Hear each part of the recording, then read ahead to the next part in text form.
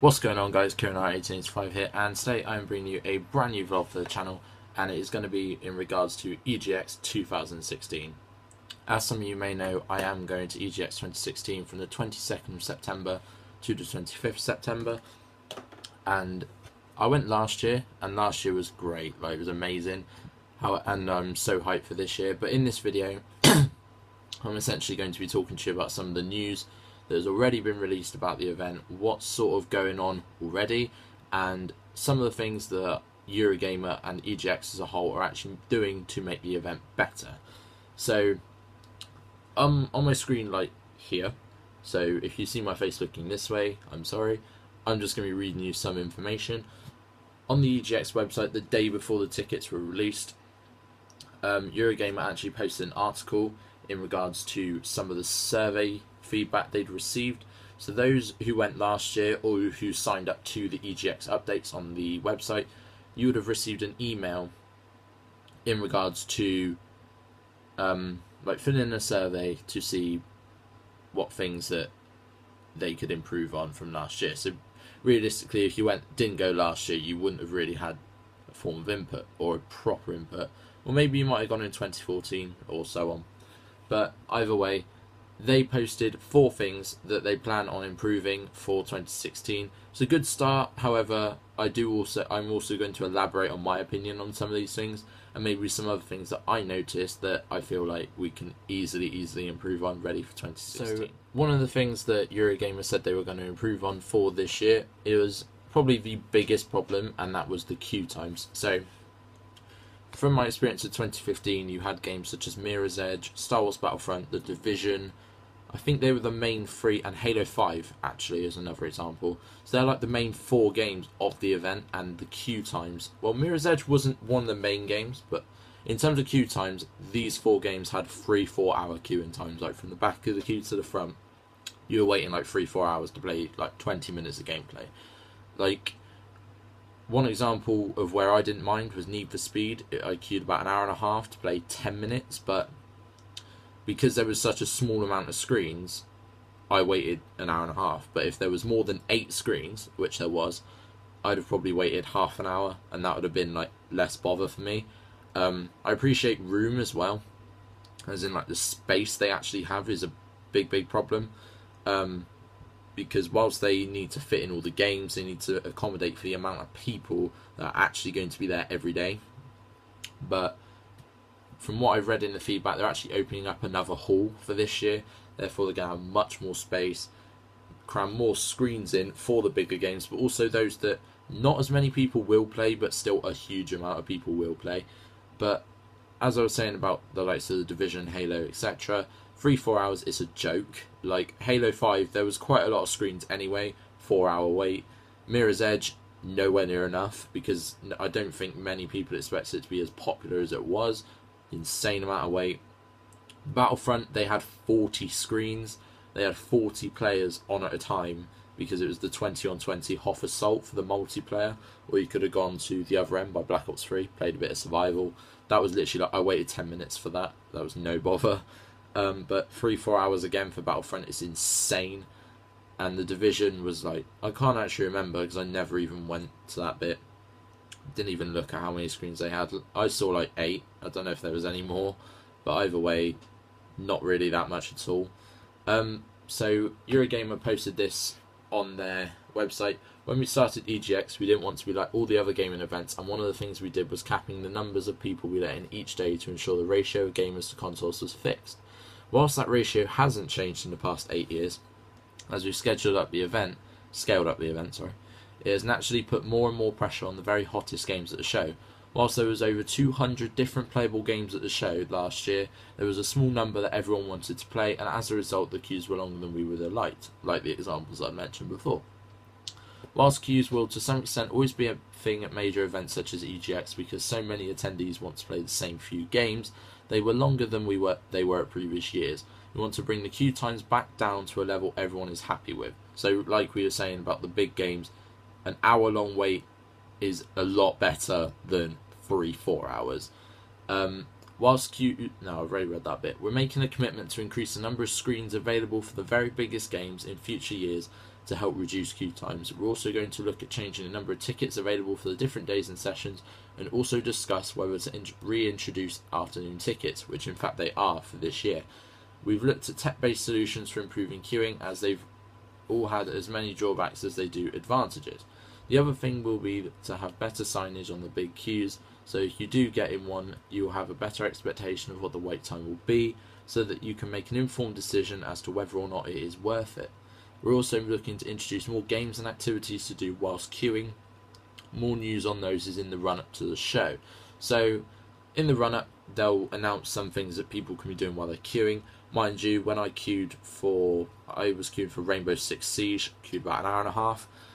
I didn't give a shit because I was sat there playing, like going through the Elite Four on Pokemon Alpha Sapphire. So I was preoccupied, quite honestly. But not everyone is. Like, either they don't plan it out, or they just, they just don't bring a DS or something, or a PS Vita, etc. Either way, it's sort of like, it's that balance of, can you be bothered to wait an hour and a half? Do you really want to play this game? Could you play it on any of the other days that you're there, etc. So yeah, I'll probably come back to queuing in another EGX vlog, because this will probably end up being a series in the lead up to EGX. Number 2 is the pre-booking for activities at the show. So in 2015 you had the opportunity to pre-book to use PlayStation VR and HTC Vive. For the first time at an EGX event, some exhibitors operated a pre-booked time slot system to get on their systems. They did this for good reasons, but we know it also created disappointment for those people who weren't aware of the booking system in advance. We would advise our exhibitors that every booth must have a walk up and have a go element, and explain why this is the fairest thing for our attendees to help prevent this from happening again. So yeah, I completely agree in the sense that for some, there is a good reason as to why PlayStation and HTC did have their booths as pre-booked, because they were so popular. Obviously now Oculus Rift is out and HTC Vive is on its way, PlayStation VR is on its way, but regardless, they were really, really popular, and over the course of the 4 days, I suppose, to accommodate the demand, there wasn't enough time to have every single person that wanted to use this hardware actually being able to have a go in an appropriate time slot. So pre-booking makes sense, but when you think about it, not everyone is going to check the EGX website all the time. So definitely, those who have signed up to purchase tickets, like me, I've got a 4-day pass, like for the early entry and stuff, like buzzing.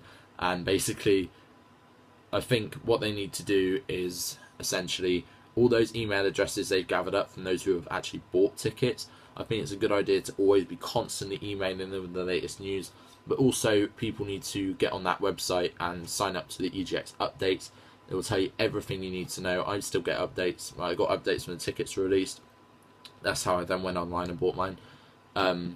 So yeah, like whilst pre-booking, it isn't fair to some because they shouldn't be expected to go out of their way and essentially pre-book to then maybe even be disappointed.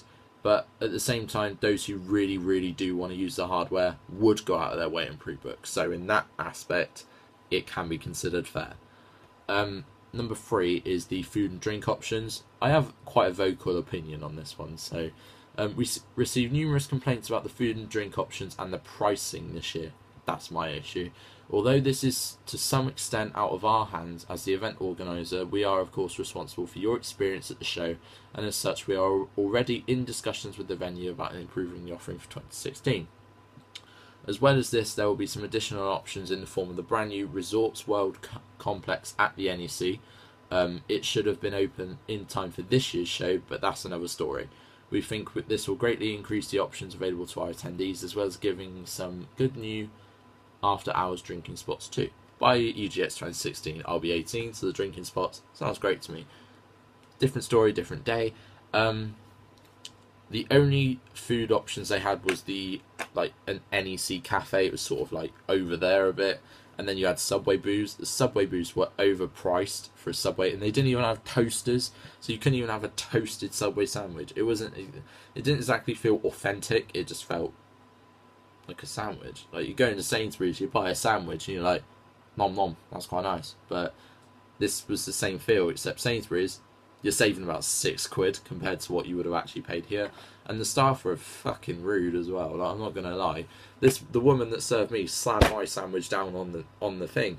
I took it away as I handed the cash over. No, takes the sandwich back, slams it down, goes, "Is this your right one?" Yeah. So there is lots and lots of ways they can improve food and drink options at the NEC, as well as for the event. And I have faith they will do it. However, I'll still be taking my own food and drink to the event most days, like probably 3 out of 4 days. And finally, number 4, accommodation and travel options. Simply, we want to make sure your visit and stay at EGX is as easy and cost effective as possible, no matter which form of transport you use and whether you are visiting for 1 day or several. These are things that were out of our control this year, such as parking costs, but we've begun work on securing various transport and accommodation options and making them available to you at a reasonable price. There is a huge number of smaller things that will improve for next year, and I'm sure we'll make more mistakes too, but we wanted to let you know that we're listening to your feedback and that we are working hard to ensure EGX remains as the UK's undisputed #1 gaming event, as it has been since we started in 2008. So essentially, there is loads and loads of places for people to stay for EGX. You have, right next to the NEC, you've got Crown Plaza. You've now got the new Genting Hotel, which, mind you, it's actually sold out for this year around the EGX time period. Well, on booking.com it was anyway. But you can be staying in Solihull, even in Coventry, in Birmingham itself. Like last year I stayed in Solihull, got a taxi to and from the NEC, and to be fair, the location was decent. The hotel could have been better, but it was like, I didn't actually plan on going to EGX till quite last minute, about a month or 2 before. So what I actually managed to secure 2 months before was fairly reasonable, and the price I paid wasn't bad. But now I'm going for a more practical one, i.e. a hotel closer to the NEC. Yeah, I'm paying a little bit more than I did last year, but I'd rather get one there before it sells out. I'm more prepared, and it's better for rooming arrangements and stuff as well anyway. And also this year I'll be getting a train, so that's another cost I'm factoring in. But to be fair, the train cost is actually quite cheap, so I'm impressed with that. Anyway guys, that is the feedback that Eurogamer have posted in regards to EGX. This is just a quick vlog about me going to EGX and the feedback that they are hoping to improve. This will be the first episode in an EGX series. I'll be bringing sort of vlogs every time news is updated, but until then, I'll see you in the next one.